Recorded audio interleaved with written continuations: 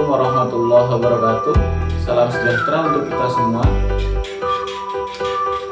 Pada video kali ini akan saya sampaikan tentang beberapa cara dalam mengatasi masalah-masalah siswa ketika pembelajaran di dalam kelas, terutama dalam hal ini yaitu secara klasikal. Misalnya tidak memperhatikan guru, ribut sendiri, ngobrol dengan temannya, main game, asik main game sendiri, bahkan ada yang mungkin izin keluar masuk kelas, entah itu pergi ke kantin atau ke toilet, atau bisa juga yang keluar kelas tanpa izin, bahkan sampai ke bolos pelajaran di kelas. Baik, masalah ini menjadi penting karena ketika dibiarkan akan menjadi masalah yang lebih serius. Di antaranya yaitu akan berkaitan dengan masalah akademik yang nantinya tentu nilainya akan menjadi rendah atau bahkan tidak tercapainya tujuan pendidikan, yang pada poinnya adalah pengetahuan-pengetahuan tidak berhasil diperoleh oleh siswa itu. Lebih jauh dari itu tentu nilai-nilai, karakter dan seterusnya tidak diterima oleh siswa. Kemudian yang lebih penting lagi adalah berkaitan dengan masalah-masalah sosial. Misalnya masalah dengan temannya sendiri atau dengan gurunya bahkan atau dengan lingkungannya. Maka dengan memperhatikan hal itu perlu kita sikapi bersama secara bijak. Di antaranya yaitu dengan memperhatikan dua hal secara singkatnya adalah, oleh karena itu perlu kita perhatikan dua hal penting berikut ini. Yang pertama adalah berkaitan dengan bagaimana caranya menciptakan lingkungan positif, baik itu di dalam kelas ataupun di sekolah itu sendiri. Yang kedua berkaitan dengan bagaimana cara kita menyikapi masalah tersebut atau perilaku-perilaku siswa tersebut yang dianggap bermasalah di dalam kelas. Yang pertama, tentang strategi menciptakan lingkungan positif.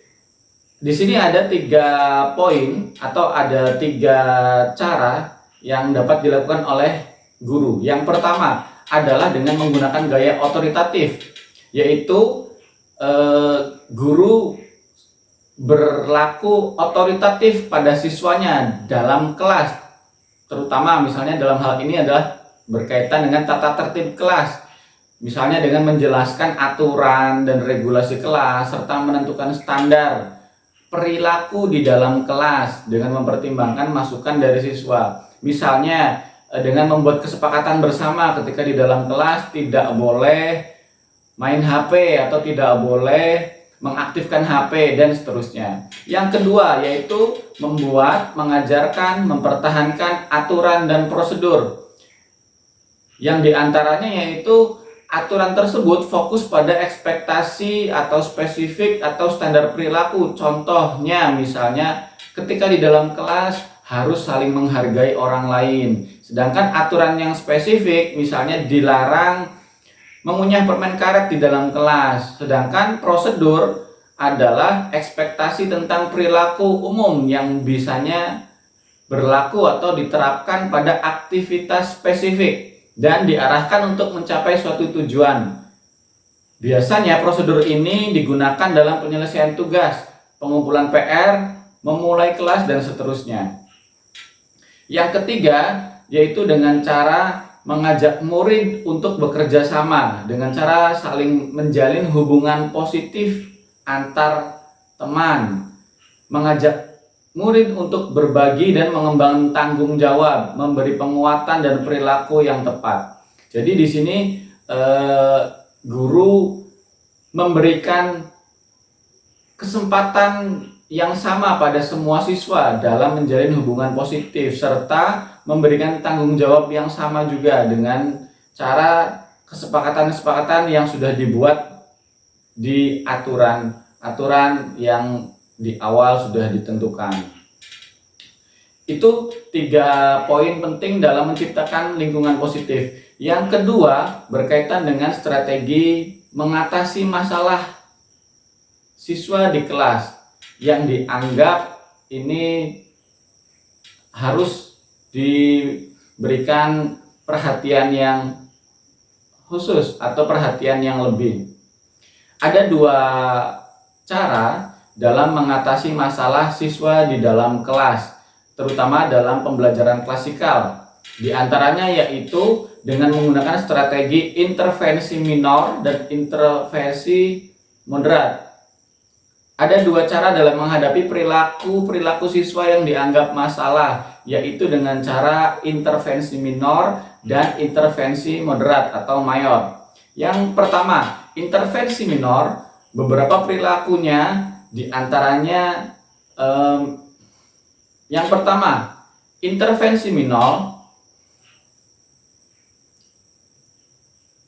Yang pertama, guru dapat melakukan intervensi minor. Misalnya, yang pertama, guru dapat melakukan intervensi minor dengan melakukan beberapa hal, diantaranya yaitu dengan menggunakan isyarat nonverbal, misalnya dengan melakukan kontak mata, dengan memperhatikan siswa.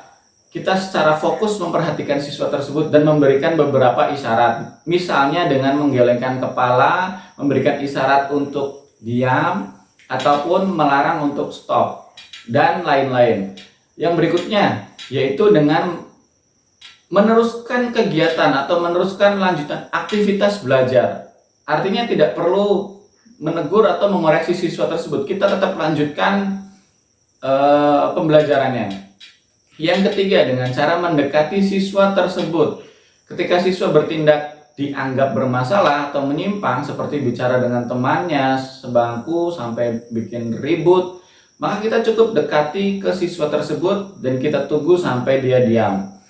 Berikutnya yaitu dengan cara mengarahkan perilaku, dengan mengingatkan dia untuk mengikuti aturan yang sudah disepakati di dalam kelas, dan juga untuk melaksanakan kewajibannya di dalam mengikuti pembelajaran.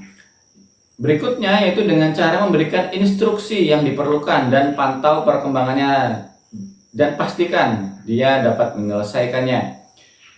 Berikutnya yaitu dengan memberikan instruksi pada siswa untuk berhenti dengan nada yang tegas dan langsung. Yang terakhir yaitu dengan memberikan pilihan pada siswa untuk mengikuti kegiatan pembelajaran atau keluar dari kelas. Berikutnya yaitu ada intervensi mayor atau moderat. Dari sini ada beberapa hal. Yang pertama, misalnya jangan beri siswa kesempatan untuk melakukan aktivitas yang diinginkan. Artinya kita langsung beri peringatan dan untuk menghentikan apa yang dia lakukan. Berikutnya yaitu dengan membuat kontrak perilaku, artinya membuat kesepakatan secara perilaku. Kalau seandainya melakukan kesalahan, apa sanksinya atau apa rewardnya. Yang berikutnya, yang ketiga, yaitu dengan memberikan punishment dengan memisahkan atau mengeluarkan siswa tersebut dari kelas dan ditempatkan di ruang tertentu yang sifatnya untuk mengikuti pembelajaran secara lebih spesifik. Artinya bukan dikeluarkan tanpa ada tugas, tapi dipisah dan dikeluarkan dari kelas tersebut dan dipindah ke ruang lain dan diberikan tugas yang lain. Yang terakhir yaitu diberikan sanksi atau hukuman. Dan ini adalah pilihan yang paling terakhir. Apabila intervensi minor dan mayor tidak mengurangi perilaku siswa atau siswa tidak dapat berubah, maka perlu memanfaatkan sumber daya yang lain, atau misalnya dengan menggunakan cara yang lain. Misalnya dalam hal ini lebih mengintensifkan komunikasi dengan orang tuanya atau wali kelasnya, atau bahkan menjadwalkan sesi konseling lebih lanjut dengan guru BK. Baik, demikian video kali ini yang membahas tentang permasalahan siswa di dalam kelas dan solusinya. Terima kasih. Assalamualaikum warahmatullahi wabarakatuh.